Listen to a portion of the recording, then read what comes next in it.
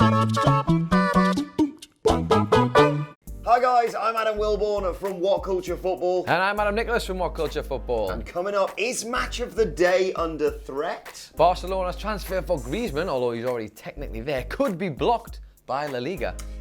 You'll never guess who's calling in a 116-year favour from Juventus. Zinedine Zidane's son says he doesn't want to follow in his father's footsteps regarding international football. And potentially huge news about a Manchester United transfer. This is the 4-4 news. It is the 4-4 news. I quite like that 4-4 news. That's going to grow on me. But we're going to lead today's stories with a big potential transfer, Adam Wilborn, because Tottenham Hotspur, son, have made contact with Juventus regarding Paulo Dybala. Oh, what a tasty little signing that could be. Apparently, they have potentially offered £80 million, which for me, to be fair, feels like a bloody steal, that. But £80 million for Dybala. 78 goals he has in 182 appearances. 10 goals last season he got for the club. But obviously, since Ronaldo has signed for Juventus, kind of disgruntled him a little bit. I don't think he's made as many appearances last season as he might have liked, because 42 sounds like a lot, but actually over the course of a season that Juventus probably played, not that many. Tottenham potentially signing Dybala. Adam Wilborn, what do you reckon? I think it'd be a fantastic move, arguably for all clubs. Yes, Juventus will lose one of their hottest young players, but they've got, I mean, we were talking about it before we started, they've got a wealth of attacking talent, obviously exemplified by Cristiano Ronaldo. And I don't think when you look at their exploits last season in the Champions League, it was their lack of ability to score that really affected them. Like, they just had a really bad night, I think, against Ajax. Yeah, that's probably fair to say. And conceded a few goals, and there was no coming back from that. I think as well, more importantly than all that, Dybala would be a phenomenal signing for Tottenham. Tottenham fans have been crying out for not just investment in the club, but a sign of intent. You've got this fantastic group of players who arguably peaked last season by reaching the Champions League final.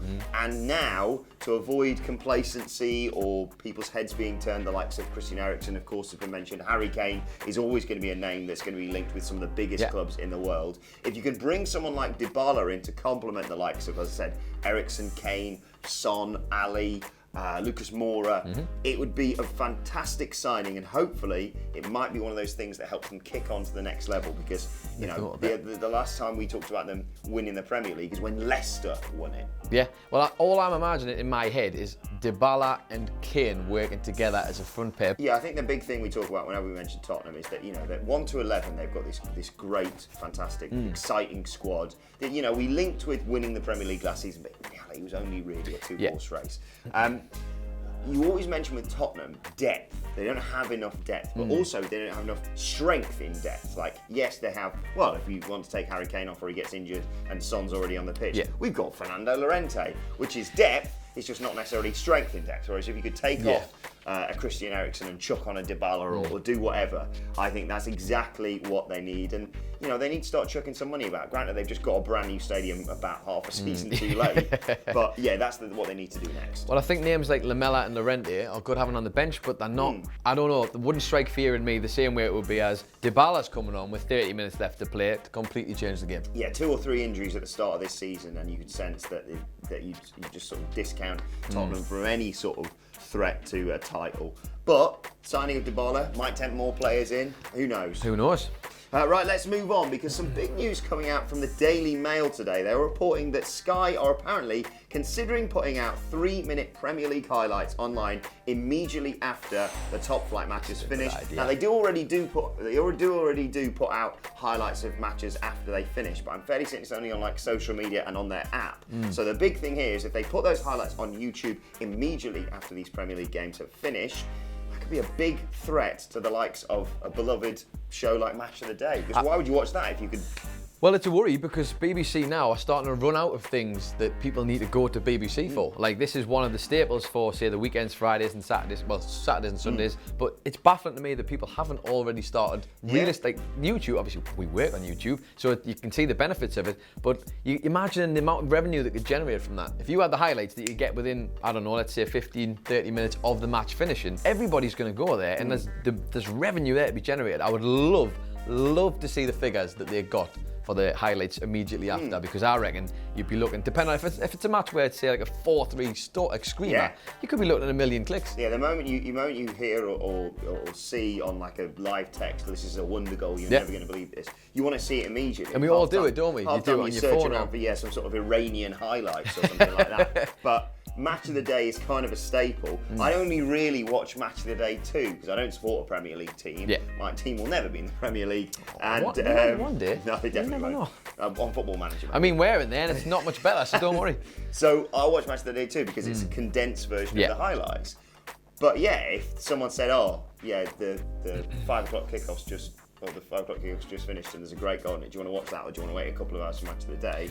You want to watch it, it's about immediacy, isn't Let's be honest as well, you say wait a couple of hours. How many nights are you sat there waiting up till the show finishes at 12 o'clock to have watch all that? If someone said to you, here's something that fits right in with your schedule, you can watch it whenever you want, and you don't have to stay up till late. If you're a Burnley fan and you want to watch your side's highlights because you can get to the game. You mean they're not always at the top They're slot? not always number one, are they, to be fair? So yeah, it's very interesting to see what happens here and the legal ramifications going forward, because I think there's a fair way to go yet until we get to see Premier League highlights immediately after the matches on YouTube. Yeah, so interesting little development. That's speaking of an interesting development. This one is weird because, as you all know, Griezmann is already at Barcelona. Yeah. He's there, we've heard all about it. It went from Atletico to Barcelona. But now we're being told that this might not be happening and the Liga may be about to block the move, potentially. But let me just explain a little bit. Basically, Atletico Madrid are upset because Griezmann's release fee was around about 200 million euros. And there was a certain point when that dropped down to about 100 million euros. So, and essentially Barcelona have waited until the drop and then paid the money. Right. However, Atletico believe that the deal was done technically while the fee was still up at 200 million. So they want the money that they essentially haven't got from this deal. Which feels weird because how did we get to the point where the deal went through before them saying, well, actually, we need to go back and talk about this. But let me just tell you. Is it sort of like the personal details or what? I have no idea exactly specifics. What we can tell you is that this happened, it was a Spanish radio station, Onda Cero, hope I've got that right. Basically, the president of La Liga was on there talking, and his name is Javier Tebas, and he says, it is possible to block a player's transfer. La Liga will have to decide what course of action to take. Atletico have submitted a complaint and put in doubt whether we should pass Griezmann's licence to Barcelona. There's a process that has been put into motion, and those overseeing it will have to come to resolve the case. This is madness. Yeah, it's one of those things where you can say, well, what's the ruling here? Is it the moment that Barcelona are linked to Griezmann? Because that happened about 4 seasons ago, to be perfectly honest.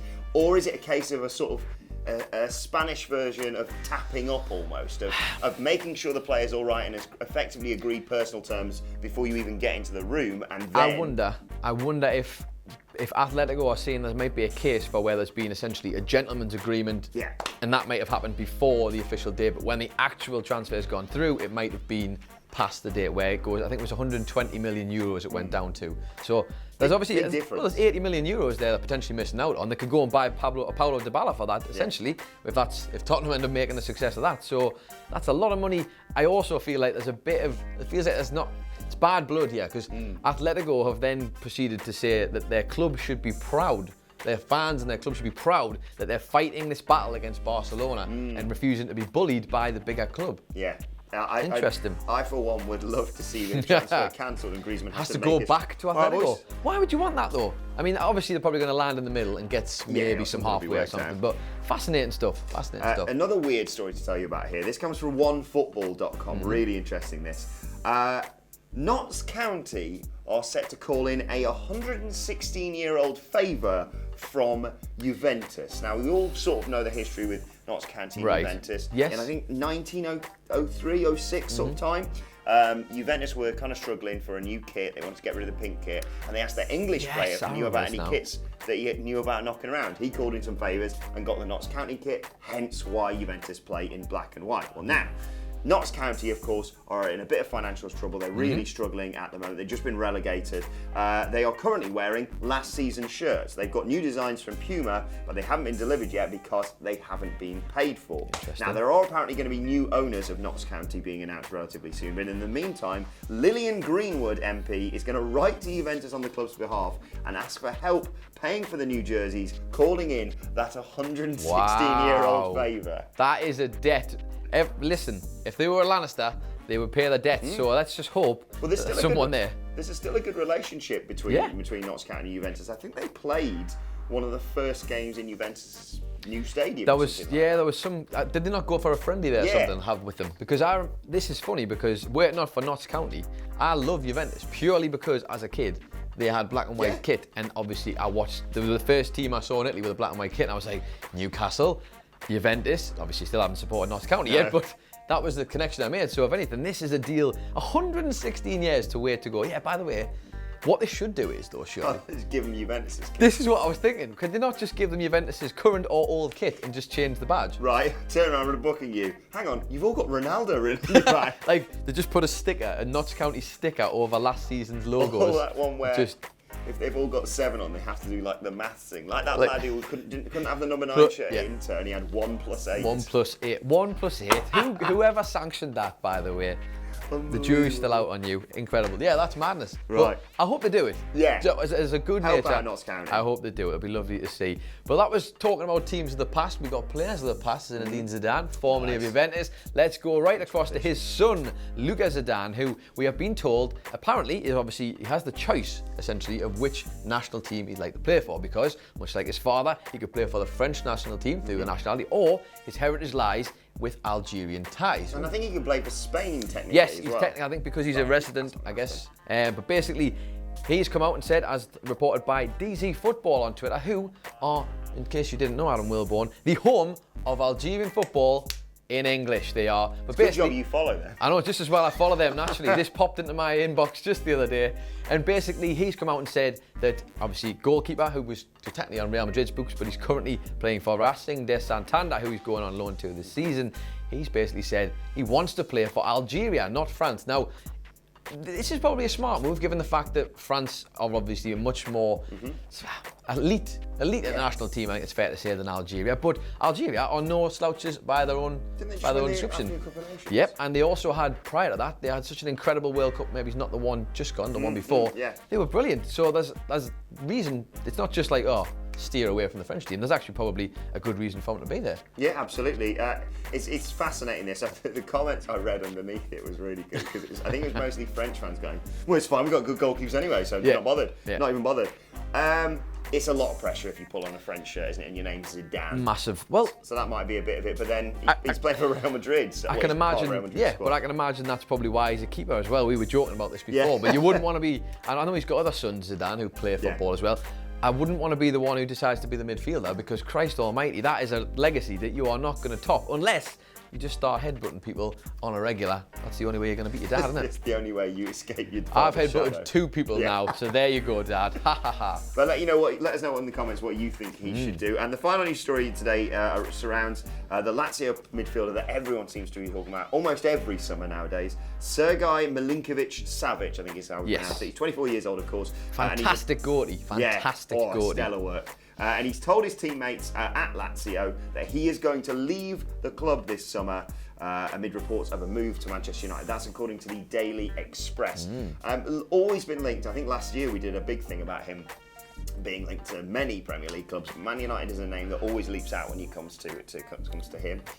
He's the sort of player Man United needs to sign, isn't he? Oh, absolutely. I mean, like, what more could you want in a player in terms of someone who's going to command the midfield? They've been missing that for ages, haven't they? They need that. Like, especially if, say, Pogba ends up leaving, there was a little while ago, a few teams were rumoured in him last season, I think it was, and he never ended up leaving, he stayed where he was. Maybe now is the time for someone to make the move. Yeah, I think someone needs to pull the trigger on that one relatively soon, rather than with faffing about around. Because he'll be one of those transfer deadline day people. A saga. I don't want it to be a saga. Enough of them. Right, let's move on to your Twitter questions. Don't forget, as always, you can tweet them to us at WhatCultureFC. We'll start with a question from Sean Cowles, who says, what mid-table team do you see making a push for the top half of the table, or even threatening for the Europa League spot this season? Right. Well, I thought about this week, so a little natter about this one. Yeah. I think because they've taken my heart and they've taken it to their teams, they stole Jose Perez from us. And I'm going to have to go with Leicester City because I quite like the moves they've made, because they got Brendan Rodgers in last season. Yeah. And, all right, he came in and arguably at the time, not a great time to be taking on Leicester City Football Club. It wasn't a fantastic season for them by their recent standards, but I think that was a plan to build for the future. So Rodgers is there now. I like Rodgers as the manager. I think his philosophy, his footballing philosophy rather, is fantastic. And with Perez up there, in a team that is probably, you can fairly say it, more capable than what the team we have, he's going to get more chances, he's going to get more goals. I think he got like 12 goals last season for Newcastle, a couple of assists. I'd like to see that. I think if he gets the right sort of service, you can get a good 20 goals out of him next season, if like minimal. I can easily see them, if they start the season well, just being one of those teams that is almost guaranteed European football. Of course, the transfer window. Good cup run. Yeah, transfer window's not done yet. They did sign Yuri Tielemans as well, which is obviously a very good signing. Was on loan last season. Very promising player in there. I think there's the kind of club Newcastle, or you'd want Newcastle to be, because they've just got a bit of ambition, which is all that someone like Perez actually says he wants. My pick is West Ham United. I'm going to go for West Ham, interesting. Made some interesting moves in the transfer window. Always seem to sort of yo-yo up and down. But I think this could be the season that it finally all comes together for them. Do you think that? I really reckon so. Don't know if I'm sold. I feel like that's always what I end up falling for that all the time. I'm like, you know what it is? They've made some really good moves, West Ham, and then it all goes tits up. I may be biased. No offense, West Ham fans. I may be biased. My dad's a West Ham fan. Right. So now it's all coming this together. This is our year, son. Yeah, of course this it is. This is our year. Right, second question today comes from James Pilley, who says, who are your top value for money picks for this season's Fantasy Premier League team? Well, you're going to think I'm doing a gimmick here, because I had a little look. I have to admit, I'm not a huge fantasy football follower myself, but I had a little look. And I'm going to go for my boy, Perez, again. Because how many people are going to probably rule him out? Let's be honest. Like, he's been at Newcastle. You didn't end up getting a ton of goals. And there's arguably a lot better players in there who went under the radar and ended up coming good. But for my money, Perez in a team that's much better suited to his style of football, I think, and able to supply and demand that man, I think he could be a boy for you. Well, so you heard it here first. I'd like this clip to be saved and thrown back in my face at the end of the season when he's got 5 goals and was injured for the whole year. No, I think he'll do really well. And as the winner of What Culture's Fantasy Football League last season, even bought myself a little trophy. There he is. Reward yourself sometime. I'm going to go with Manuel Lanzini. Injured recently, but whenever he performs, he's really good. And I think he's only worth about 6.57 million. So he is my pick. He's going to do a lot of good stuff. And that will also correlate with my West Ham doing well. So if they start doing rubbish, get him out of your team. But also I think they may play Man City on the opening day, but after that, they don't play a top-half team until about mid-October. So that's quite interesting. Someone's been doing his fantasy football research already. Not that he's trying to win again or anything, of course, but there you go. Not bothered. Yeah. I'm not bothered, you're bothered. Our question today comes from Thomas Games, who says, who is the signing of the summer so far? Am I going to do a bit? Am I going to do a bit? I'm going to do a bit. No, I have an idea. I won't say Perez. I was going to say Perez. I'll let you go first for this one. I'm going to go with De Ligt. You can't go with De Ligt. Is that yours? That's who I was going to go with. I tell you what, we both go with De Ligt, and we'll just talk about him because we love him. The amount of money, I mean, obviously it's a lot of money to spend on him, but the quality of player that you're getting and the amount of money that is chucked around for any old player. I mean, look, we talked about this before. It's kind of different because De Ligt wouldn't necessarily be tempted to go to Manchester United. Yeah. But the fact that Harry Maguire's been touted for 80 million, De Ligt went for 10 odd million less than that. He's gonna, and I think he's going to do big things for Juventus. He could be the thing that makes them win the Champions League for me. Yeah, I mean, I think he's a younger player than Harry Maguire for starters. Obviously, Maguire's not like finished by any means, but he's 26 or whatever. So, but De Ligt's like 21, 22. He's still very young, and he showed last season in that Champions League campaign. He is absolutely brilliant, like such a strong head in that Ajax team, which was a good team in fairness. They've been Monaco'd, haven't they, this summer? Yeah, they absolutely have. I feel so bad for them because it was always going to happen.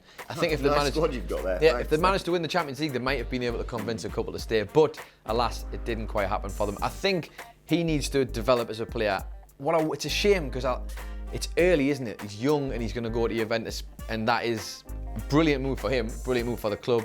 If he plays and can consistently has to adapt. play. But it's Italian football. It's set up for people to defend, and that guy will fit right in my opinion. I also want to give a quick shout out to Ravel Morrison, because he's the one. He's the one I'm really fascinated in seeing play next season, because I remember him at obviously Man United, and then subsequently I think West Ham, QPR as well. QPR, and then obviously he went away to Lazio, and he's been abroad. He's been away for all these years, and he's one of these players that's always talked about. I remember Rio Ferdinand on a BT Sport thing saying basically he's one of the biggest missed opportunities due to sort of self-destruction almost. We've seen in many, many years, but he's back in the Premier League. Sheffield United have taken a punt on him. I can't wait. I really hope he does well. I can't wait to see how he does though, because he could light up. You know, he's the player that Sheffield United are going to give the ball to, aside from like Billy Sharp, and go, please do something with this. It's interesting when you get a player like this, because they always call them temperamental, don't they? Or like they sort of say that, you know, self-destructive tendencies. I remember Adel Taarabt being a guy who was very much like, this guy's the future. He's an incredible player.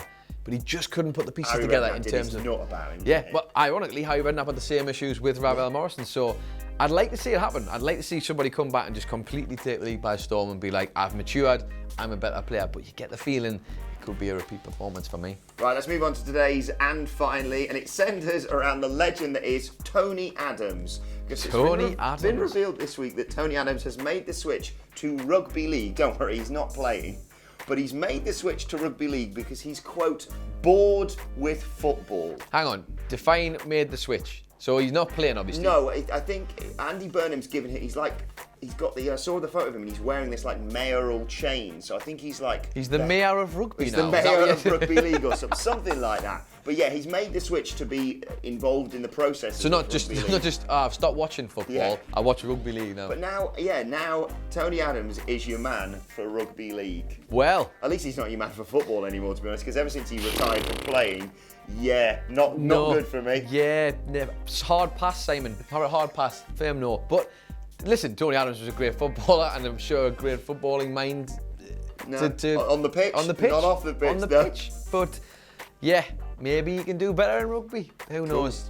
And this is, and also another side point. Just like to announce that we are launching What Culture Rugby League coming soon.